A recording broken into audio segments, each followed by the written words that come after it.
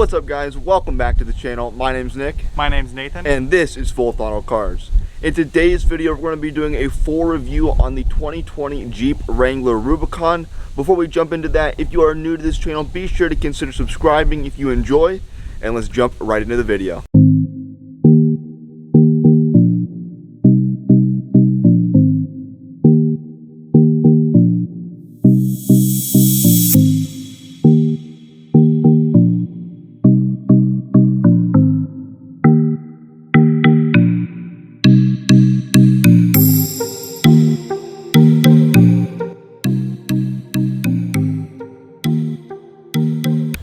Alright guys, so popping open the hood on this 2020 Jeep Wrangler Rubicon, you immediately see this plastic piece that points out that this is the 2-liter version.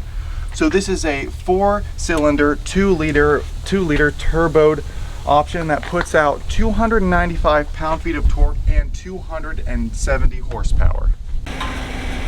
Alright guys, so this is just a turbo 4-cylinder, but we're going to give you a couple little revs so you get a little bit of an idea what the engine noise is.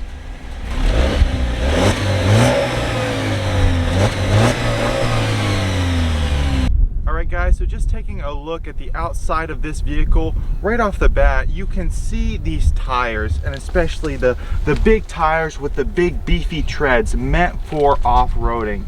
These Jeeps, they are off-road capable vehicles. You'll see a lot of these lifted. This actually has plenty of ground clearance just coming stock like this.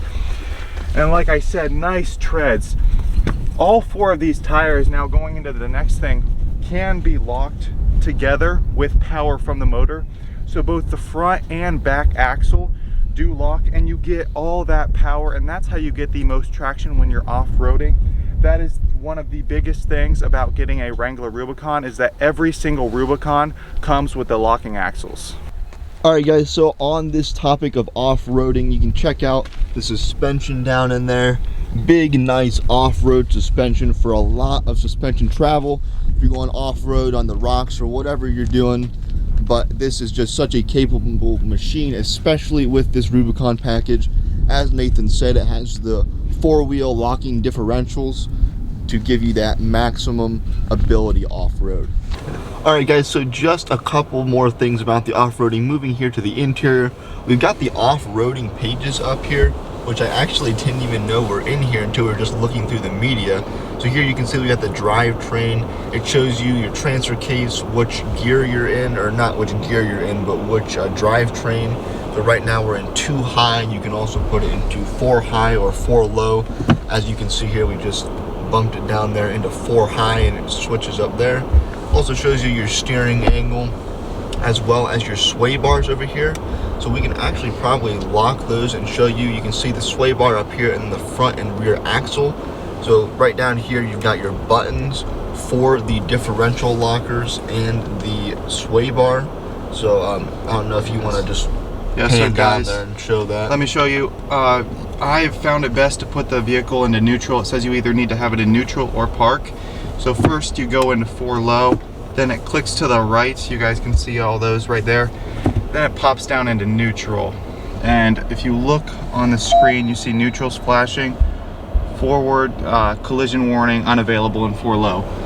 So now you can pop it down once more into 4 low. Now the vehicle is in 4 low. There is also a little lock button that just came up right there, which is interesting. Yes. Getting lots of warnings saying all this stuff's turned off. But if you want to... And then once more, now you just click this up. You guys see that? There's just a little switch. And then you look up here. Yep. It said lock, lock, lock all the way up there at the top. Front axle lock, rear axle lock. So that's a pretty neat thing it shows you on the screen. And I can just drive forward a little bit in this parking lot here. And if we turn a little bit, I can feel the vehicle fighting itself. Yeah, I can really feel that. You can feel a huge difference with that on there. Very low range, just like crawling along. But a pretty neat feature if you're off-roading especially. So we'll go ahead and pop that back off. Whoops, I just turned it to rear only. Alright, so what you want to do is just click that button off. There we go. I don't know if you guys saw that, but now this light is flashing here. and it is trying to turn off. So once you get that off, let me throw it into neutral. That's drive. Into drive, actually, that's what I meant. All right, and it does take a little bit for this to unlock, and once it finally unlocks, we'll have to cut the clip here. I will show you that you can pop it right back into 4 high and then into 2 high. All right, guys, so we just drove forward a little bit, backed up a little bit, and now you can see they are both unlocked. It's still in 4 low though, so we'll swap that out now. So I'm gonna pop it up into the neutral. Now it's giving me the message that traction control is now back on. And now I can push it a little bit into 2 high there. It just popped into 4 high and then popped right into 2 high. Now you do have to muscle it a little bit just to get this to move. It's not the easiest thing in the world, especially whenever you're getting it in 4 low. But I just did get it in right there, and you guys saw that. And I kind of missed it on the screen, but it did say all the safety stuff is now reactivated now that we're back into 2 high. So one more neat thing I want to show you on the performance pages, or not the performance pages, but the off-road pages. You also got your altitude right there, which is pretty cool, at 1,100 feet. And we can go down and go to the accessory gauges. You got your coolant temp, oil temp, kind of similar to the performance pages of the Dodge Durango we recently reviewed. Then we can go to the pitch and roll. Again, very similar. The Durango also had this. It's cool, you can see it's got the Jeep there with the doors off and the roof off and everything. Pretty cool looking there. All right, guys, so hopping into the vehicle and checking out the infotainment system right here. It's not the biggest screen, but it is a fairly nice and high quality screen right here in the middle that does let you control every single thing that you have below here, starting off with the climate as well.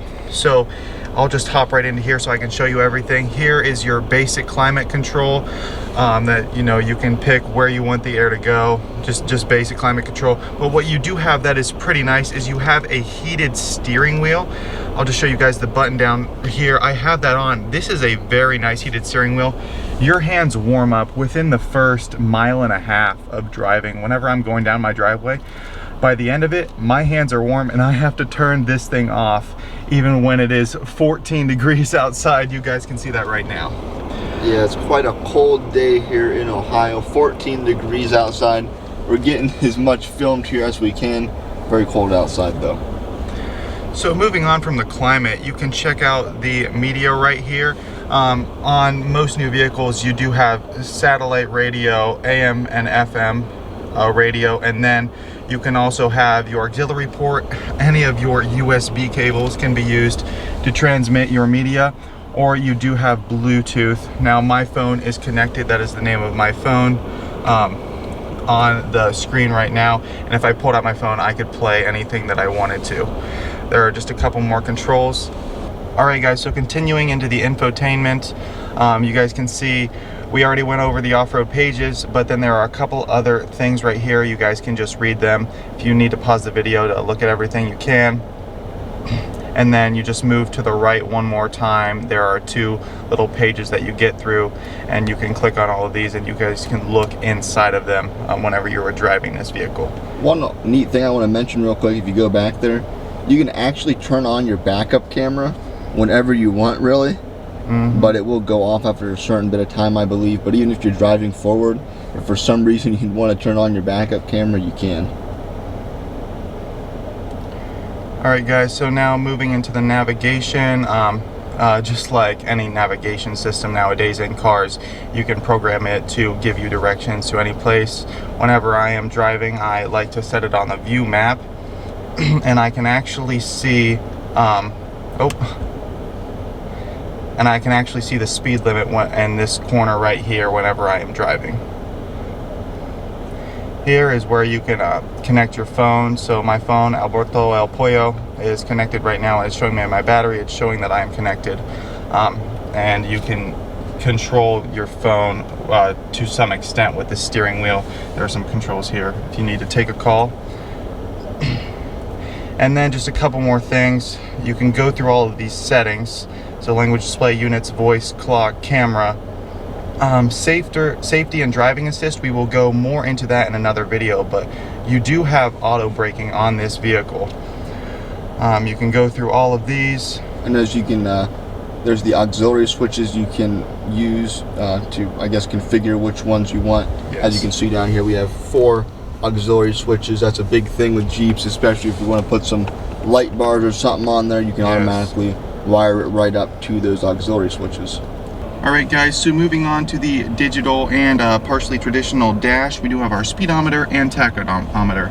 Now this digital bit right in the front is where the magic really happens, and you can look through a lot of different things. So here usually you have it on your speedometer, but if I click down on the steering wheel, I can look at a couple different things. Oil life, my off-road settings that we went through earlier, adaptive cruise control, we will be making a video on that.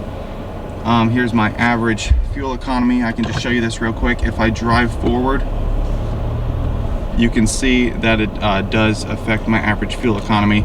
So when I'm sitting here at an idle, I am getting 0 miles to the gallon. There's my trip info. And then there's just a couple more settings that you can go through. Nothing too special, and then we're right back to the speedometer.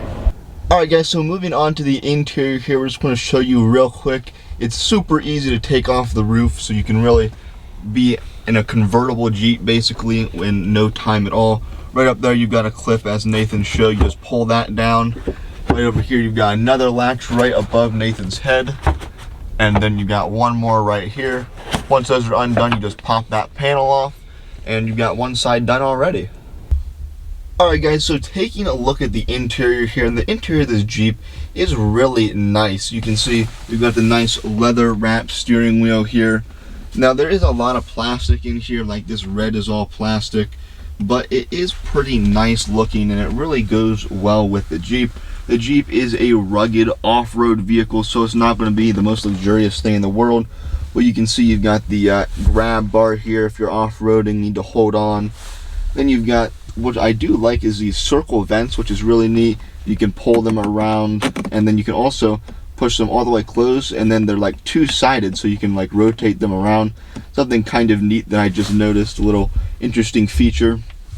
Then up here you do have a nice leather wrapped dash. It's a really short dash, as are on all Jeeps, but it is there, and it is nice and leather wrapped. Moving over here to the seats, you got Rubicon here in the back of the seat, and nice red stitching on this black leather. More red stitching and black leather on the door sill. One interesting thing to note, if you have never been in a Jeep before, the window switches are down here in the center, and that is because you can take the doors off, and really you wouldn't even need the window switches anyways if they're on the doors, but that would just allow for less wires or less controls to be on the doors, and you can just set them here in the center. It doesn't really look too cluttered here in the center. You've got your USB and USB-C ports right there by the auxiliary port. As we showed previously, a bunch of auxiliary switches and the front and rear differential, if that will focus. My bad, there we go, now it focused. You can also here see, I believe that's the child lock right there in the middle of the window switches, and you've got your cigarette lighter, 12-volt lighter there on the left. Right here you've got your auto start stop, which you can turn on and off, and your traction control. All these controls here also are in the screen up here, as we showed you previously. That is one nice thing that I've noticed on a lot of Chrysler products. Even if they are putting stuff in the screen, a lot of the simple stuff that you're just going to click one button, for instance your seat heater or your steering wheel heater, they still have right here, so they don't have to go through a bunch of infotainment pages in order to get to your seat heater. Alright guys, so now that we have got onto a larger road, I can begin to talk about the driving impressions for you guys. So whenever you're going slow down a rocky, dirty road, you definitely feel that the Jeep suspension is working in your favor. But once I get up to speed here, I'm getting closer and closer to 55, and I just hit 55. I can really hear a pretty loud noise. The tires are loud, and the wind whip, that is pretty loud. And once you go faster and faster here, I'm getting up to about 59. The wind, whenever you feel those gusts, it is whipping you back and forth, and the camera might be shaking a little bit. I don't know how well the stabilizer is able to cancel that out, but it is definitely moving you back and forth. Nick can feel that. How do you feel about that, Nick? Yeah, so I want to rotate the camera around here. Hopefully it does okay. We've got the new camera set up here, so hopefully all these videos are turning out good. But yeah, on the Jeep ride quality, it's definitely an off-roader, and you can tell that here on the road. I'm just looking at the camera right now, and the microphone on top is just bouncing all over the place. So it's a bit of a rough ride, but that's really what you expect. And we've got the big tires on here as well, the off-road beefy tires. Again, there's a lot of wind noise and road noise in here, so this is definitely not your luxury car that you're just going to drive around town. If you truly want to get a Jeep Wrangler, and especially the Rubicon, then you should want to use it at least somewhat off-road, even if that means you live off on the back roads or you're in a snowy climate. A snowy climate would definitely be a big plus to have one of these Wranglers. But yeah, it's definitely a lot less refined than other mid-sized SUVs. Alright guys, so that is going to do it for this video today. If you enjoyed it, be sure to go down, drop a like, and subscribe. Share the channel, help us to hit 2,000 subscribers, and we'll see you in the next video. Bye guys.